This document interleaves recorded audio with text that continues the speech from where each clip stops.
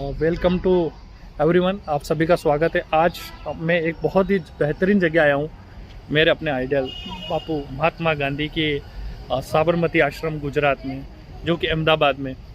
साबरमती आश्रम की अगर हम बात करें तो साबरमती आश्रम जो है खास करके इस साबरमती आश्रम की शुरुआत वैसे तो माना गया है कि प्राचीन काल से ही है, और प्राचीन काल में खास करके ऋषि दधीची जो थे वो कभी साबरमती आश्रम जो है उनके समय का रहा है। लेकिन 1915 में जब गांधी जी आए थे तो उस 1915 में आने के बाद से जो है साबरमती आश्रम की शुरुआत को देखा गया है। 1917 से लेकर 2017 तक यहाँ लिखा है, क्योंकि इसी दौरान गांधी जी यहाँ आए और अहमदाबाद की जो मिलों में काम करने वाले मजदूर थे उन मज़दूरों की मदद करने के लिए बापू ने जो है खास करके कई दिनों तक उनके लिए हड़ताल करी और उन लोगों को उनके अधिकार के लिए लड़ाई लड़ी। खेड़ा आंदोलन भी खास करके यही हुआ था। रोलेट समिति का जो गठन हुआ था उस दौरान जो है बापू खास करके यहीं थे, और बापू ने जो यहीं से रहकर जो है बहुत सारी जो है खास करके आज़ादी की जो लड़ाइयाँ हैं उसमें खास करके सहयोग दिया था। सविनय अवज्ञा आंदोलन के लिए जो सरकार को 1930 में फरमान जारी किया गया था महात्मा गांधी जी की तरफ से कि अब जो है हम सविनय या अवज्ञा आंदोलन करने वाले हैं, तो वो भी यहीं इसी जगह इसी जन्मस्थली यानी इसी आश्रम से हुआ था।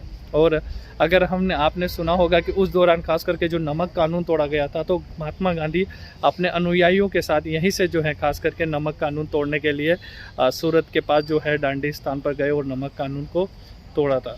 तो ये अपने आप में बहुत हिस्ट्री वाली जगह है, बहुत बेहतरीन जगह है, और यही वो आश्रम है जिस आश्रम के शिष्यों ने महात्मा गांधी को बापू को जो है बापू की उपाधि दी थी। और बापू नाम का जो स्लोगन है महात्मा गांधी जी के साथ, वो पहली बार यहीं से मिला था उनके शिष्यों के साथ, और उनके शिष्यों ने उनको बापू बोला था यहाँ पर। तो अहमदाबाद का ये जो आश्रम है महात्मा गांधी से जुड़ा हुआ, बहुत ही अपने आप में ऐतिहासिक और बहुत ही अनुकरणीय है, बहुत ही प्रशंसा योग्य है। और यहाँ पर ऐसी कई सारी चीज़ें आपको देखने को मिलेगी जहाँ पर हिस्टोरिक चीज़ें दिखेगी। तो ये गांधी जी के विरल डाक संबोधन है, देखिएगा आप।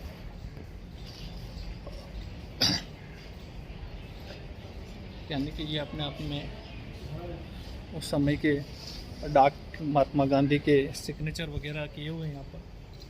और ये गांधी जी के साथ जहाँ चाहो वहाँ कुछ न्यूज़पेपर्स और उससे रिलेटेड कुछ चीज़ें आपको दिख रहे हैं। और यहाँ पर कोई एक गुजराती में लिखा हुआ जिसका हिंदी में, अपने घर के चारों ओर से दीवारों से घेरे नहीं लेना चाहता हूँ, ना ही खिड़कियों को बंद करके रखना चाहता हूँ। मैं तो चाहता हूँ कि सब देशों की संस्कृतियाँ मेरे घर के चारों ओर अधिक से अधिक निर्बाध रूप से प्रभावित हो सके। अलबत्ता मैं ये कभी नहीं कहूँगा कि उनके तेज झोंके से मेरे पाँव ही उखाड़ दे। वाह, मोहनदास करमचंद गांधी।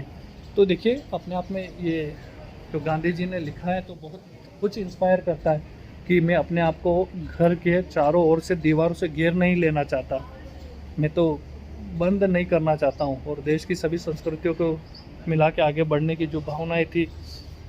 तो साबरमती आश्रम में आज हम घूम रहे हैं, और साबरमती आश्रम में बहुत सारी ऐसी चीज़ें हैं। आश्रम एक विचार, यहाँ पर आश्रम का अर्थ है यहाँ सामुदायिक धार्मिक जीवन है। किंतु आप तत्काल पूछेंगे धर्म क्या है, मेरा उत्तर होगा वह धर्म नहीं जो संसार के धर्म ग्रंथों को पढ़ने के पश्चात प्राप्त होता है।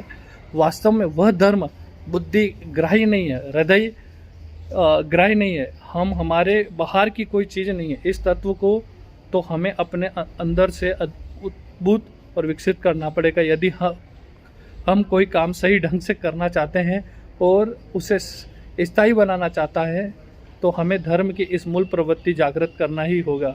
तो ये बापू की कई सारी चीज़ें यहाँ पर इस तरीके से लिखी हुई हैं साबरमती आश्रम में। और अहमदाबाद, गांधी जी ने अहमदाबाद को आश्रम बनाने के लिए क्यों चुना, क्यों साबरमती आश्रम यहाँ बनाया, तो देखिए इसके लिए क्या अहमदाबाद मेरी नज़र टिकी थी। गांधी जी ने बोला गुजराती होने के कारण मैं मानता था कि गुजराती भाषा द्वारा मैं देश की अधिक से अधिक सेवा कर सकूंगा। यह भी धारणा थी क्योंकि अहमदाबाद पहले हाथ की बुनाई का केंद्र था, इसलिए चरखे का काम यहीं अधिक अच्छी तरीके से हो सकेगा। साथ ही ये आशा भी थी कि गुजरात का मुख्य नगर होने के कारण यहाँ के धनी लोग धन की अधिक मदद कर सकेंगे। इसलिए जो खास करके गांधी जी ने साबरमती आश्रम जो है अपना बनाने का निर्णय खास करके कहाँ पर लिया, गुजरात में लिया। और भारत में गांधी जी का पहला आश्रम तो गांधी जी ने 25 मई 1915 को भारत में अहमदाबाद के कोचरब विस्तार में प्रथम आश्रम स्थापित किया था। यानी 25 मई 1915 को जो अहमदाबाद के कोचरब विस्तार में पहला आश्रम बनाया था। कोचरब आश्रम जो बैरिस्टर जीवनलाल देसाई के बंगले में किराए पर था, आज़ादी के संघर्ष एवं उस समाज सुधार का प्रमुख केंद्र बना। और वहाँ पर जो है खास करके कुछ स्पेशल बात देखिएगा, मेरी मांग तो यह थी कि अहमदाबाद मुझे पूरे ज़मीन और मकान सभी दे दे, तो बाकी खर्च मैं कहीं और से दूसरी तरह जुटा लूँगा। तो ये बापू की जो है बातें यहाँ पर लिखी हुई है साबरमती आश्रम में, जो कि आपको बहुत सारी चीज़ें सिखाएगी दिखाएगी। चलिए यहाँ पर खास करके आश्रम के लिए प्रारंभिक धन कहाँ से आया, तो सेठ मंगलदास एक जाने माने स्थानीय उद्योगपति थे, जिन्होंने गांधी जी को अहमदाबाद में अवगत की और शुरुआती वर्षों में आश्रम बनाने के लिए आने वाले खर्चों को वहन करने का वचन दिया। कृतज्ञ गांधी जी ने अपने हाथों से लिखकर आश्रम के व्यय का ब्यौरा मंगलदास को सौंपा। जब उन्होंने आश्रम में संविधान का आलेख तैयार किया तो उसका उद्देश्य आज जन्म देश सेवा की शिक्षा प्राप्त करना और देश सेवा करना था। तो ये देखिए, ये वो दौर है, ये जो है खास करके गांधी जी की फोटो है सेठ मंगलदास के दास, जिन्होंने आश्रम के निर्माण में उस समय सहयोग दिया था। अस्पृश्यता के विरुद्ध गांधी जी का जो है खास करके यहाँ पर लिखा हुआ है, अस्पृश्यता के विरुद्ध गांधी जी का आंदोलन है। और पत्नी कस्तूरबा भी हैं और उनके भाई वगैरह ने मिलकर किया। आश्रम को साबरमती नदी तट पर स्थानांतरित किया गया है, तो यही आश्रम के बगल में साबरमती तट है, तो इसीलिए इसको साबरमती आश्रम कहा गया, क्योंकि साबरमती नदी जो है यहीं से प्रभावित होती है, अहमदाबाद से। और ये मुख्य आश्रमवासी हैं, जिसमें मगन लाल गांधी, दत्तोदय बालास्कर कालेरकर, जमनालाल बजाज, किशोरी लाल मशरूवाला, नहरी लाल पारिक, मेडेलिन स्लेट, महादेव देसाई, विनोबा भावे, प्यारे लाल, पंडित नारायण, मारेश्वरी खरे, ऐसे जैसे बहुत सारे लोग जो है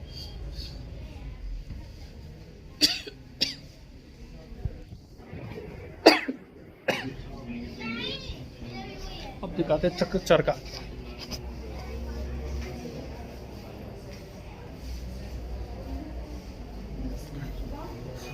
बहुत इंस्पायरिंग जगह।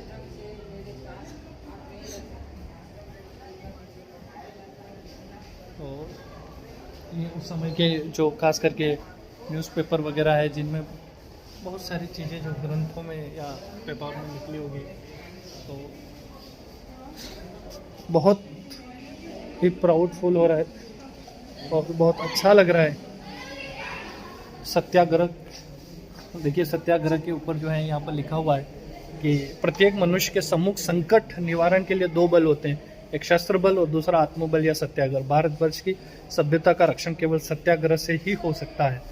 तो ये गांधी जी जो सत्याग्रह को मानते थे, अपने आप में दौड़ा। एक महान मुकदमा जो है उसके बारे में यहाँ चर्चा हुई है, तो ये देखिए महान मुकदमा करके लिखा हुआ है, ये पढ़ के बताता हूँ आपको क्या है। 10 मार्च 1922 की रात गांधी जी आश्रम में सोने की तैयारी कर रहे थे। अनसुया बहन साराबाई तेजी से हृदय कुंज में आई और गांधी जी से बोली, आश्रम के द्वार पर सुपरिटेंडेंट हिली आपको गिरफ्तार करने आए हैं। यह था गांधी जी की चुनौती का सरकार द्वारा दिया गया जवाब। तो गांधी जी ने नवजीवन और यंग इंडिया में क्रांतिकारी लेख लिखकर ब्रिटिश सरकार को ललकारा था। कुछ उसके उदाहरण पढ़ के सुनाता हूँ आपको। ब्रिटिश साम्राज्य विश्व की निर्बल प्रजाओं का योजनाबद्ध शोषण और सतत पशुबल के प्रदर्शन पर निभाती हैं। धूल में मिलने के सिवा उसका कोई चारा नहीं। हम इस सरकार का तख्ता पलट देना चाहते हैं। और किस मुकदमे को महान मुकदमा क्यों कहा गया, क्योंकि गांधी और न्यायाधीश दोनों ने अपनी गरिमा का ध्यान रखते हुए जिस प्रकार मानवता, स्वतंत्रता और कानून का सम्मान रखा, यह एक बेजोड़ घटना है। गांधी जी ने कहा, मैं दया की प्रार्थना नहीं कर रहा हूँ। कानून की दृष्टि से जो एक सोच समझकर किया गया अपराध है, किंतु जो मुझे एक नागरिक का सर्वोच्च कर्तव्य लगता है, उसके लिए जो बड़ी से बड़ी सजा दी जा सकती है, उसे खुशी से स्वीकार करूंगा। न्यायाधीश ने कहा, लाखों देशवासियों आपको संत मानते हैं, जिन्होंने खुद कबूल किया है कि मैंने कानून तोड़ा है। ऐसे कायदे के अनुशासन में निहित आपको मनुष्य मानकर आपका इंसान करने का आपको इंसाफ, आपके साथ इंसाफ करने का मेरा फ़र्ज़ है। आखिर गांधी जी को 6 साल की सज़ा सुनाई गई, तो ये एक मुकदमा है उस समय का। सविनय अवज्ञा आंदोलन जो है, खास करके गांधी जी का जो है, उसके बारे में कुछ बातें हैं, तो बड़ी इंस्पायरिंग चीज़ है। तो साबरमती आश्रम है अहमदाबाद में, साबरमती नदी के तट के किनारे। कभी आपका भी आना हो तो ज़रूर आइएगा। और बापू के साथ जो है, खास करके ये नमक कानून तोड़ने का एक पिक्चर है, इसको देखिए आप, जो खास करके तो आप भी आइए और ज़रूर साबरमती आश्रम घूमिए। साबरमती आश्रम आपको शांति और सहयोग, सत्याग्रह जैसी बापू के द्वारा सिखाई हुई चीज़ें हैं, वो सारी चीज़ें आपको दिखाएंगी। कि चरखा लगा हुआ है इधर। और कैसा लगा आपको, प्लीज़ इसको आपको ऐसी ही हिस्ट्री की महत्वपूर्ण चीज़ें जो जाके ऐतिहासिक चीज़ों को ऐतिहासिक जगह जाकर देखकर, वहाँ पढ़कर उनको सुनना, समझना और उसको देखना और उसके बारे में बात करना, इसका अपने आप में एक बहुत ही अलग ही मज़ा है। तो साथियों, आज साबरमती आश्रम के साथ मैं दिलीप कुमार शर्मा अब आपसे टाटा बाय बाय करना चाहता हूँ। अगली बार फिर मिलेंगे आपको किसी एक बहुत बेहतरीन जोरदार ऐतिहासिक स्थल पर, जो हमारे हिंदुस्तान के इतिहास में हमारा गर्व है, हमारी पहचान है और जो हमें आगे बढ़ने की प्रेरणा देता है। जय हिंद, जय भारत।